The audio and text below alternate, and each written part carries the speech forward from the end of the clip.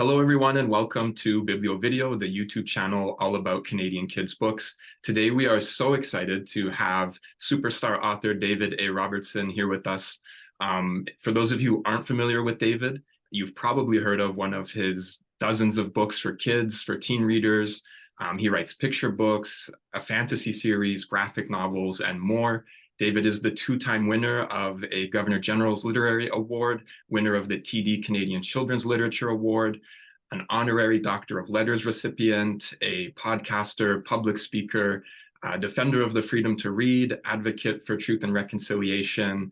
He is a member of Norway House Cree Nation and lives in Winnipeg. Welcome, David. Thanks for being here. Is there anything that I missed from your bio? You've done a lot. Oh, no, you talked me up too much. Now I have too much to live up to. I'm a little nervous now. Just kidding. Yeah. No, not at all. You really have had such a great impact on the Canadian children's book industry and in sharing your own Indigenous stories and supporting so many other Indigenous authors. So we're so thankful for all you do with your storytelling and so grateful that you would share your time with us today. Thank you for having me. I appreciate it.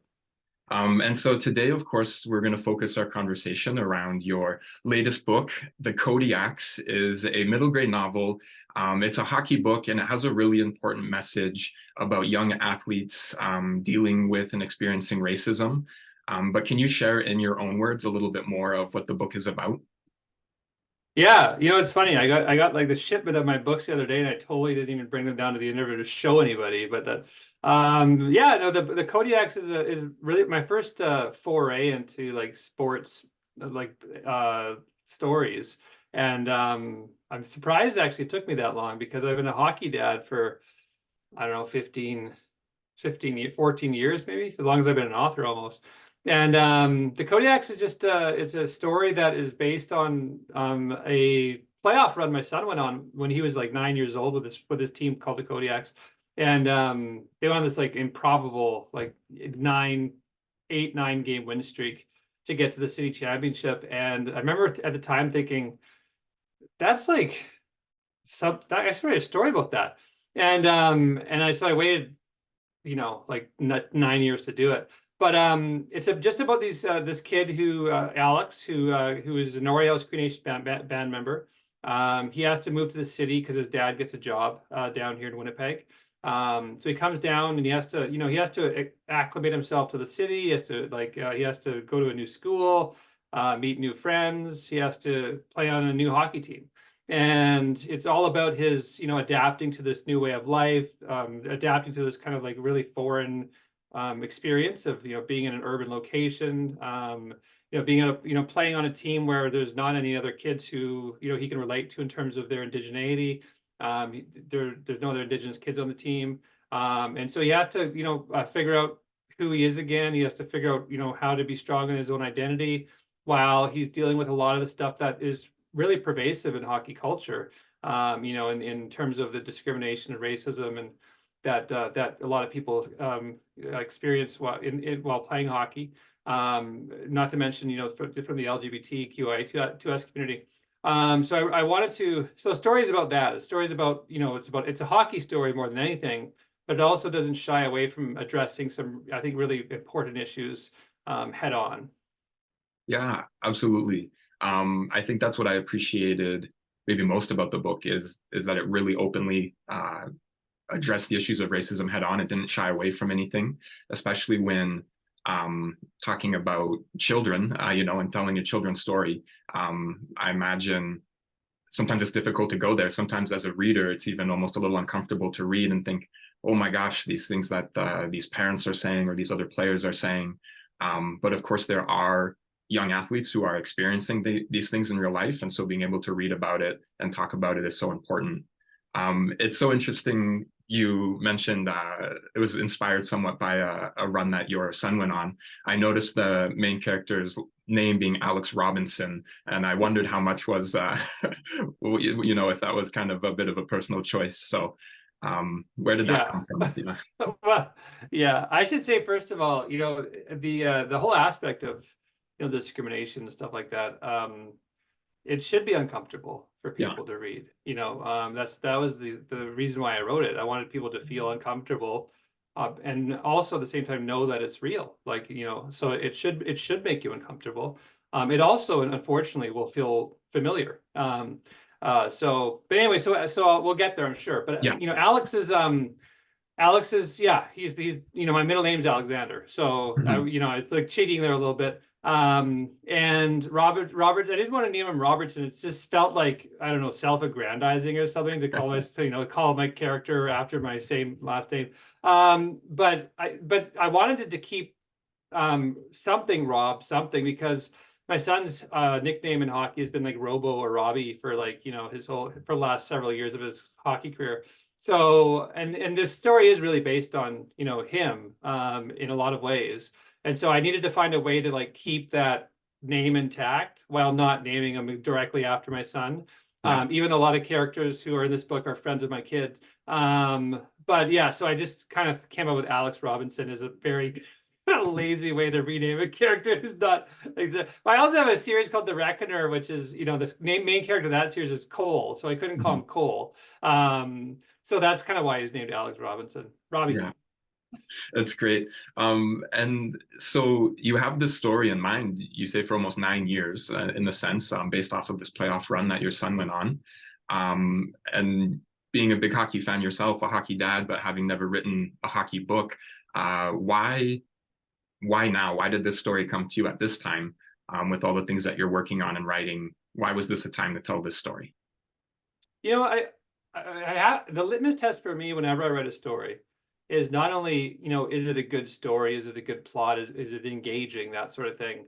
But is it meaningful? Does it have something to say?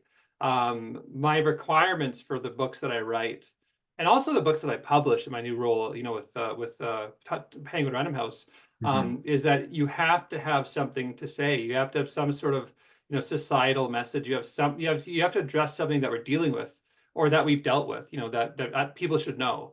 And so I thought I could write a really fun playoff run, kind of rags to riches underdog hockey story, which is, probably very Disney of me. But I really wanted to find the meaning. And my son, recently moved down to Texas to start playing hockey.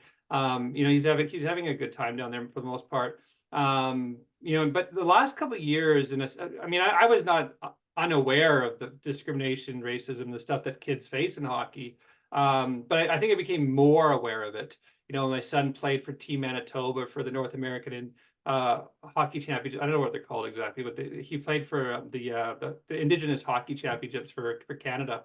And I saw a little bit there, maybe a little bit, and then heard a little bit of it down Texas. And I know a lot of kids who've gone through it, whether they're whether they're Asian, whether they're Black, whether they're indigenous, whether they're gay or trans. Like, so you hear about it, Mhm. and being directly now involved in it in some way, I just felt like there's so many beautiful things about hockey.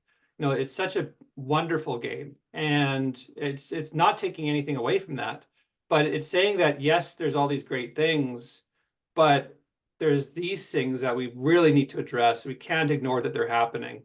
I just felt it was the right time to talk about that, because I just don't think we're doing enough in the hockey culture, and we're taking away from this incredible game by allowing these things to perpetuate, over time, and to, keep happening over and over again. And I just don't think it's right. And, my dad, one of the things he always used to teach me was that when you feel like you can do something to make a difference, you have a responsibility to do that, and so I just felt like, okay, like I feel if I can do something here, then I ought to. So that's why I decided I was going to write it. That's awesome. The timing is great. I think just in the past, a few months, over the past year, there's been a number of news stories, in Canada surrounding hockey culture. I'm thinking specifically of the issue with the Pride tape in the NHL and what a fiasco that was. And so, um, I'm thinking that there are more and more people talking about some of the issues within hockey culture. I appreciate what you say. It's almost it's hard to criticize the things that we love. I think, myself, so many young Canadians grow up and there is this special love of hockey. And, for some people that stays the whole life, for other people find other sports. But at some point, if you're growing up here in Canada, you're going to see a hockey game, you're going to be at a hockey game. And so it's something that really is part of the experience of so many people here. And so it's so important that we make it an inclusive sport and an inclusive space for everyone to be involved. In your book, it really feels like almost an instruction manual. I don't know if you would put it that way, but for young athletes, the messages that Alex gets from his parents, the conversations that they give him some really great advice for working through some of these things that are happening with his teammates, his coaches, the opponents on the other team. Was that something that you were trying to do on purpose? Were you trying to almost work in some of your own advice to young athletes into the story? Yeah, absolutely. I think that, people need some guidance. And, if I feel like I have something to offer because it's difficult to, stand up to somebody who is saying something that's offensive to you. It's difficult to deal with racism. And unfortunately, in my position is someone who has, somewhat of a, profile and somewhat of like a little bit of a platform. I've dealt with it myself, whether it's receiving death threats for email or whether it's just receiving like a racist message or something. And so it's trying to say to people, when this stuff happens, here are some ways that you can deal with it. And there's different levels of it. There's overt racism. There's things that people say out of a place of ignorance, but they're not even aware that they're doing something offensive. And so at any level, when you meet it, I think there's a response that is appropriate. And sometimes it's rising above and not saying anything when someone's, saying something just completely, overtly racist to you, where it's said to hurt you. Or if someone says something that's like, there's a lot of idioms out there that, that are, racist idioms that people just aren't aware that they're offensive. And, the best response for me has always been, and this is why I never I never get angry when I encounter things like this. I ask myself, okay, like, does this person even know what they're saying? And if they don't, then if I don't say anything, then I'm kind of responsible for, it happening again. So, and it takes a bit of courage, but, when someone says something to you, I think it's appropriate for you to say, hey, like, you know what, you maybe didn't know this, but that's actually kind of an offensive thing to say. And like, people generally, if they're genuinely did not mean to offend you, they'll be like, oh man, I'm so sorry. Like I didn't mean that. I won't say that again. I didn't even know, so, and that's generally because people are generally good people. Like, we just have these things ingrained in how we conduct ourselves and things that we say. And unless we're made aware of it, we just don't know. And I actually had a good experience recently with this book, actually, where I used a couple of words in this book, but I totally had, and I won't say what they are, but like, I totally had no idea that it would be something that someone might find hurtful. And someone told me, and it was actually like an interview, someone from media said, you know what, my son, is dealing with this, and they saw this word, and and I know that this word it bothers them. And I was like, thanks for telling me that. Like, so on a reprint now, we're changing those two words because I listened, I understood, like I didn't know, and I took that very seriously, and I changed the things that I say, and I won't use that word again. So I mean, so it's just like that's what I'm trying to give people is like kind of just a bit of an instructional experience where they can say like, hey, if things like this happen, here's just some things that you can do. It's not going to be very comfortable at first. But you have the agency to be able to do that. Like you have, you just need a bit of courage and confidence, and you develop that over time too. But I wanted to give Alex the agency to do that in this book, and that's why his parents don't fight his battles for him. And that's why also like his journey is tough. Like, initially he responds out of anger, and he does something that is, kind of like an angry response. And he recognizes it, and he corrects that behavior, and he realizes a better way to do it next time. So, he's not perfect in this response either. So we all have to learn. We all have a journey, and there's always a better way to deal with things. I appreciate the agency that you gave to Alex, that you say he fought his own battles. There was definitely a couple moments in the book, as I'm reading and I'm thinking, I almost want his parents to intervene more. Like I'm like, oh, just go. You could say something. You could fix this. But having Alex kind of take those steps on his own and learn how to speak up for himself, I think was really key to the message of the book. Yeah, that was interesting too. Like, I think there's a scene where the mom actually says something a bit out of anger too. Like he hears her say something back to. For So it's sure. like, I mean, it's, the whole thing is like, nobody's perfect, and the human reaction is to react emotionally. And it's not to say that parents can't stick up for their kids. Of course they can, but you have to equip your kids to deal with these things on their own, or else at some point you're not going to be there for them. And so that you need to give them the tools to be able to respond to things like this, and to deal with stuff that they might encounter, or that they might be able to stick up for someone else for, so I think it was really important to be able to give Alex that agency, because I think kids need to have that, feel that they can do that too. Yeah.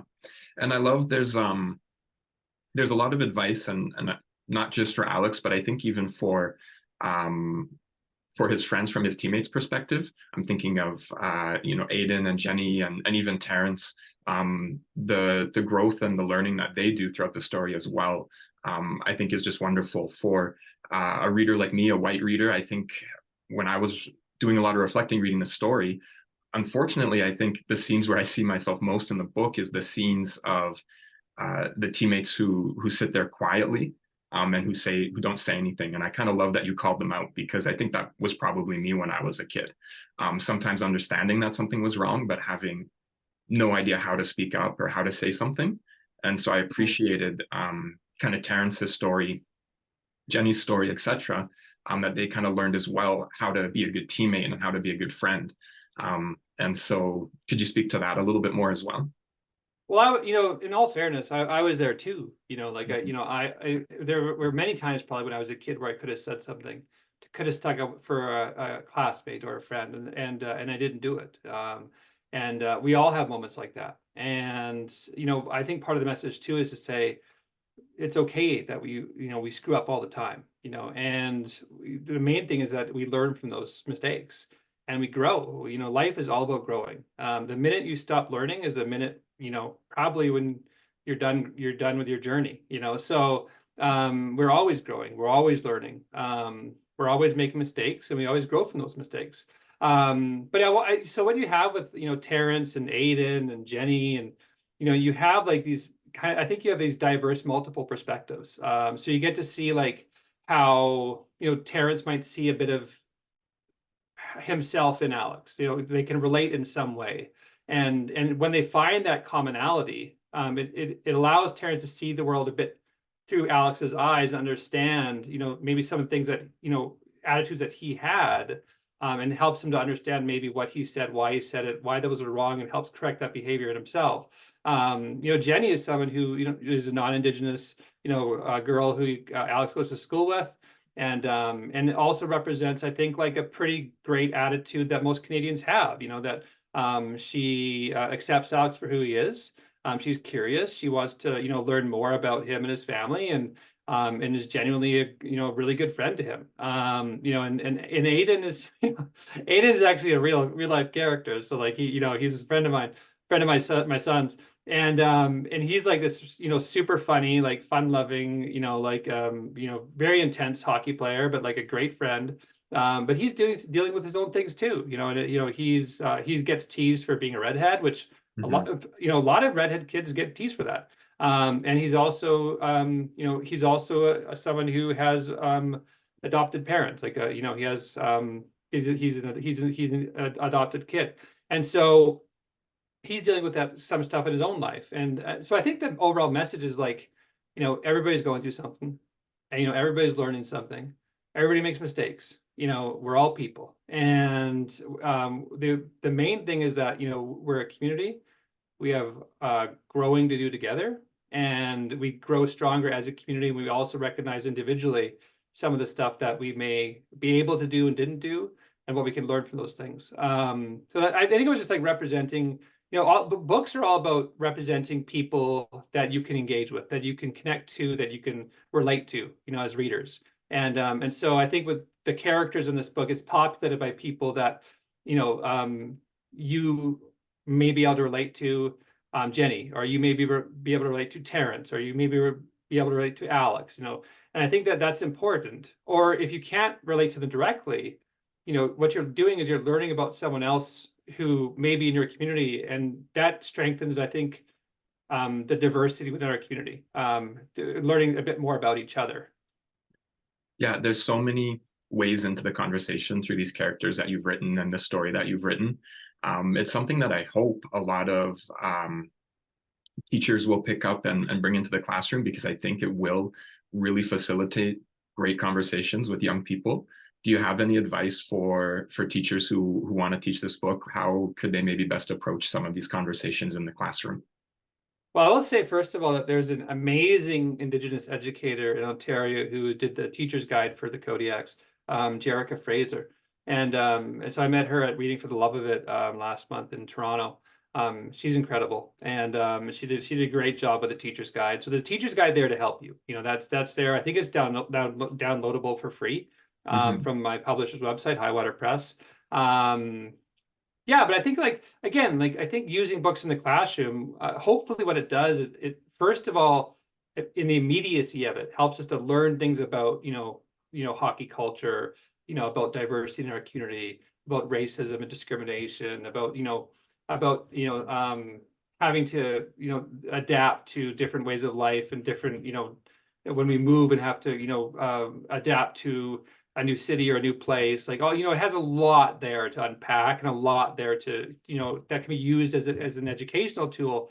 I think that the other thing, though, is that it helps us, hopefully, this book, to ladder into, other subjects, to ladder into more complex discussions. And I think that that's something that books are really great at doing. It opens up a conversation. I think that, the main thing for me with books in the classroom is that, teachers have these pre and post conversations about the literature they bring in, and it helps kids to learn some very important things about the place that they're living in, or the country that they're living in. I think that that's an incredibly important thing to be able to have. And teachers, I think, are great, and they use books very effectively as a resource in a student's educational journey. So even if it's recognizing that a lot of these attitudes are learned behaviors. I think it's very almost on the nose in the book, where it's what Alex says to one person, why did you say that? And the kid's like, my dad says that. So but that's honestly, that's how these behaviors manifest themselves in the kids.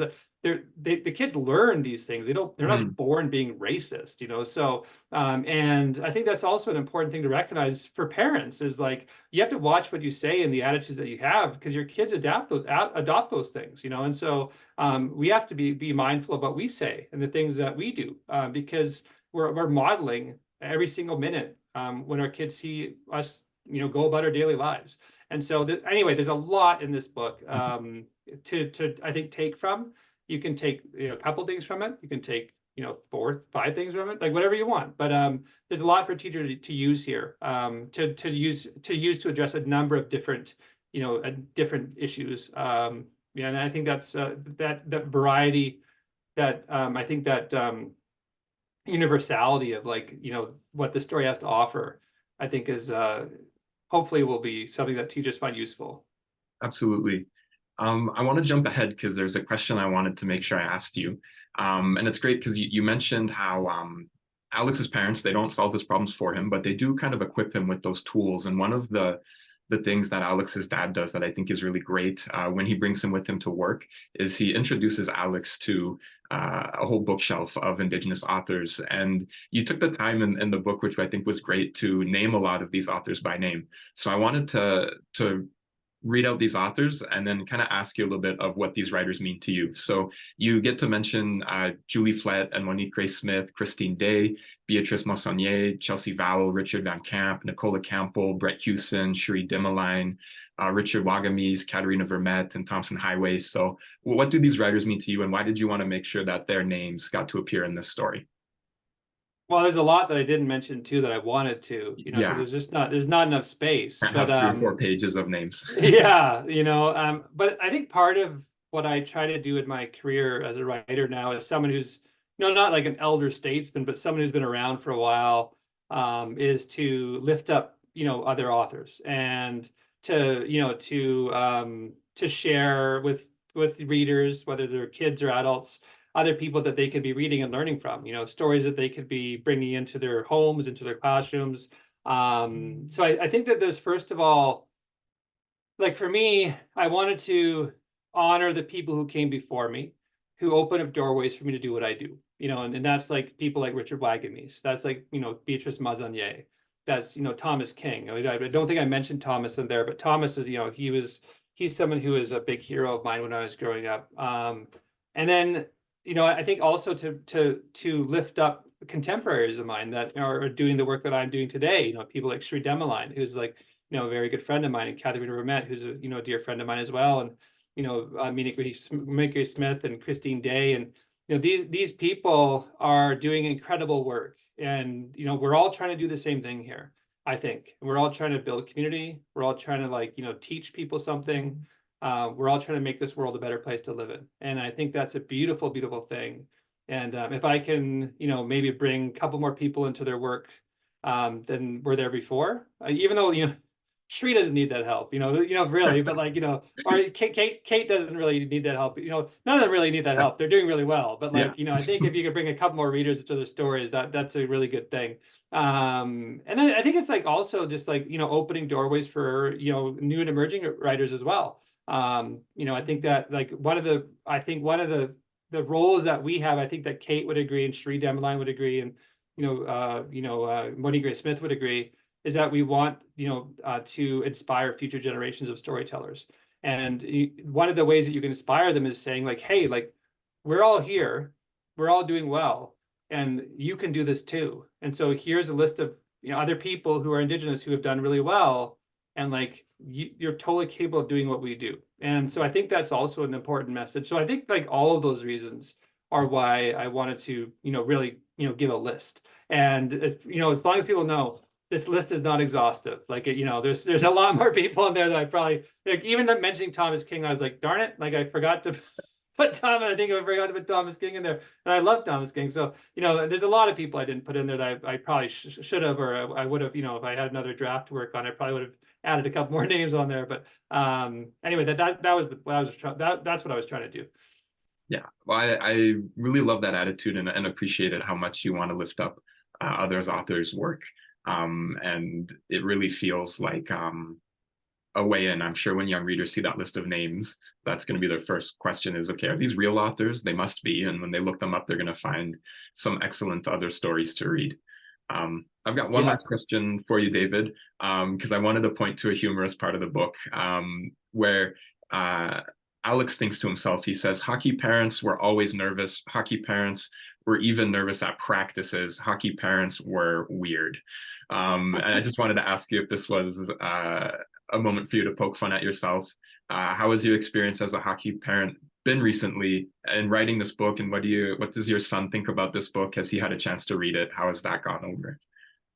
I think Aiden's reading it right now. I don't know if Cole's read it yet. Cole kind of my kids are funny because they don't, they care what I do, but also I'm just dad, so they don't, it's they don't really blow their minds when I have a book published, but yeah, no, I think that the experience of being a hockey parent has been one of the really rewarding experiences in my life, and I think my wife would say the same thing.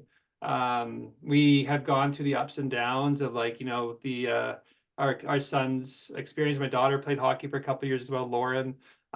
James, my youngest son, is playing hockey right now. So there's this incredible experience, not only seeing your son grow and or your daughter grow, and the relationships that they make, and the lifelong friendships that they create. And I think that's the main thing with this book too, is yes, it deals with some tough things, but overall, it's also just a story about kids who love hockey. Mhm. And and I think that, like, you can take anything away from it, there's a lot to take away from it, but like, this is a great game, and it's a really exciting, really great game. And so, yeah, like, this book embodies a lot of that experience in my own life as a parent, because as a parents, we take a lot away from it too. We develop friendships with other parents. We have kids in our lives that, like, feel like they're our nephews and nieces, or like, I call Aiden like my little, my third son, so because we've known him for, like, over a decade, so yeah, like, and I think also, like, there's an evolution of, like, as a hockey parent, how you learn how to behave and see the game. Like, when I was a young parent, my son was very young, playing hockey at like 6, 7, 8, 9 years old. I was pretty loud parent. I'd be like, with the garbage mitts, and just, like, clapping like super loud, and like, the rep made a bad call, you'd be like, come on, stripes, and stuff like that. You have, like, all these, like, hockey reactions, and, like, very, there's a lot of loud parents out there, which is fine, whatever. Now, as a hockey parent, as someone who's, like, got a lot of more gray hairs, and approaching 50, and my son's been doing it for so long, like, my 9-year-old playing right now, I just, like, a very chill, and I'm a goalie parent, which is, like, the ultimate stress, but, like, I'm just sitting in the stands, just, like, golf clapping. And I was, like, I'm just, like, enjoying the game. I'm not getting worked up. Like, here's the thing, parents, if you're out there, like, the refs aren't going to change their mind. They made a bad call. They're not going to change the call. Get over it. Like, it's not a big deal. They're just playing a game. So that's kind of the attitude that I have now, and I think it's a pretty great attitude to have as a parent. I mean, you can be loud, you can cheer, but, like, being belligerent and yelling at, kid refs, and, like, all those things, like, we got to chill out a little bit. We enjoy the game. Your kids, they're playing a game. They're embarrassed if you're shouting, so, like, just let it go. Like, have fun, love the game. I've loved the game. I used to, I grew up, like, being a pretty loud, at times, belligerent hockey parent, I'm embarrassed to say. But I'm able to enjoy it. I love watching my sons. I love watching them play. And I appreciate what the sport's done for them. And there's a lot of changes that need to be done for this sport. There's a lot of work to do, but the foundation is there. Like, this is a beautiful sport. And so let's make it as beautiful as we can. And let's work together to get rid of all the stuff that ruins the game for a lot of kids. And that's the main thing, is, like, this drives a lot of kids away from the game. And that's really sad, because this game has a lot to offer, and it's a sport for everybody. And so we need to make it an inclusive sport, and that is up to us to do that. Like, we make it an inclusive sport. We can make it exclusive, or we can make it inclusive. So, and I think that's, one of the main messages as well for this. But that's a long answer, but that's. It's a beautiful summation and a wonderful message, and actually, I think a really great way to leave off the interview, David. Thank you so much for being here. I want to remind our viewers to like and comment on the video, to, if you enjoyed the interview, to share it, send it to a friend, send it to a teacher so maybe they get the hint to read this book with their students. David, is there somewhere that we can send people to follow you online? I'm kind of, like, all over the place. You can follow me on Instagram. It's just, David Robertson writer. You can follow me on, I'll never call it X. You can follow me on Twitter. I'm just Dave Alex Roberts on Twitter. You can Google me and find me pretty easily. I also encourage you, like, send me a message, and, like, let me know what you thought of the book, because the emails go to me. I don't have any handlers. I love hearing from people. I love hearing from kids. I love hearing from teachers. One of the things I pride myself on as a writer is, like, developing relationships with people. And I do a lot of class visits. I meet a lot of great teachers, a lot of great people. So yeah, get in touch with me, follow me if you want. I'm a bit of a goofball, but, like, I love what I do, and I think the main thing that I love about what I do is the people I get to meet and make relationships with. So yeah, it comes through. You're such a wonderful member of the Canadian children's literature community, David, and we appreciate all that you do. Thank you so much for giving us some of your time today. I appreciate it. Thanks for having me.